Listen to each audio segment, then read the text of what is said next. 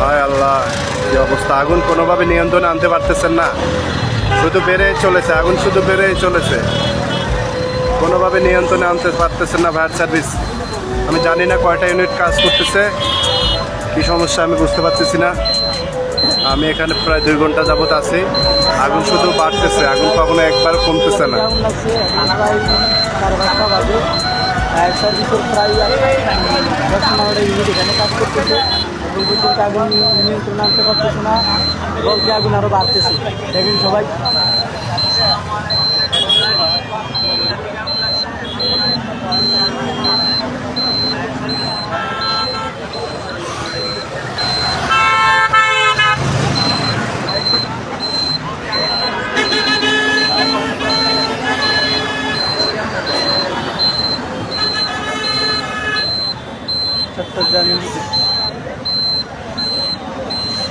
দেখেন কিভাবে কিভাবে বাড়তেছে আগুন, দেখেন।